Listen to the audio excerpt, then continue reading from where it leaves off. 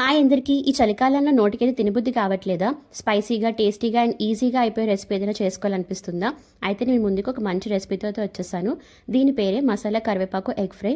Taste చాలా బాగుంటుంది and recipe కూడా 10 మినిట్స్లో అయిపోతుంది. అంత సింపుల్ రెసిపీ.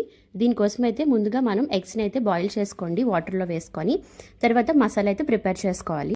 ఫస్ట్ అయితే మసాలా ప్రిపేర్ చేసుకుందాం. దీనికోసం స్టవ్ మీద ఒక ప్యాన్ పెట్టుకొని ఆయిల్ ఏం యాడ్ చేయకుండా 1 టేబుల్ స్పూన్ వరకు ధనియాలు, 1 టేబుల్ స్పూన్ వరకు మిరియాలు, 2 ఎండుమిరపకాయలు, చిన్న దాల్చిన చెక్క, 2 లవంగాలు, 2 యాలకులు, ఒక 1 టేబుల్ స్పూన్ వరకు జీలకర్ర వేసుకొని గోల్డెన్ బ్రౌన్ వచ్చే వరకు ఫ్రై చేసుకోండి. ఎక్కువ ఫ్రై అవ్వనివ్వద్దు. ఇలా ఫ్రై అయిన తర్వాత స్టవ్ ఆఫ్ చేసేసుకొని ఒక 1 టేబుల్ స్పూన్ వరకు గసగసాలు, చిన్న ఎండు కొబ్బరి వేసుకొని ఇంకో 2 మినిట్స్ ఫ్రై చేసుకున్న తర్వాత ఒక బౌల్లో తీసుకొని పక్కన పెట్టుకోండి. ఇప్పుడు అదే ప్యాన్లో కొద్దిగా వెల్లుల్లి ఇంకా కరివేపాకు వేసుకొని వీటిని కూడా ఫ్రై చేసుకున్న తర్వాత సేమ్ బౌల్లోకి పక్కకు తీసుకొని పెట్టుకోండి. ఈ ప్యాన్లో కొద్దిగా ఆయిల్ వేసుకొని మనం బాయిల్ చేసుకున్నాం కదా ఎగ్స్, వాటిని అయితే ఫ్రై చేసుకోవాలి.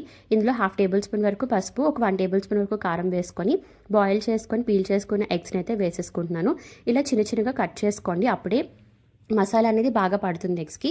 ఇలా చూసారా, గోల్డెన్ బ్రౌన్ వచ్చే వరకు ఫ్రై అయిన తర్వాత వీటిని కూడా ఒక ప్లేట్లోకి పక్కకు తీసుకొని పెట్టేసుకోండి. ఇలా పక్కకు తీసి పెట్టుకున్న ఎగ్స్ని చిన్న చిన్న పీసెస్గా కట్ చేసేసుకోండి స్ట్రైట్గా.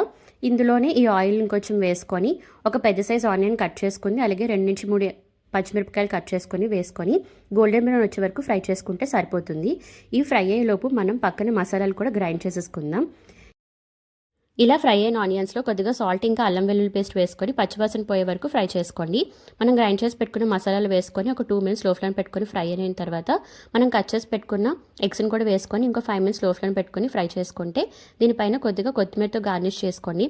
మన tasty and spicy masala egg fry అయితే రెడీ అయిపోతుంది. ఇది వేడివేడిగా అన్నంలో సర్వ్ చేసుకొని రసం వేసుకొని తింటే అదిరిపోతుంది. ట్రై చేయండి, మీకు డెఫినెట్గా నచ్చుతుంది. ఇంకా ఎలాంటి రెసిపీ కావాలో కూడా కమెంట్ చేయండి. వీడియో నచ్చితే ప్లీజ్ ఒక లైక్ అండ్ సబ్స్క్రైబ్ చేసుకోండి. Thank you.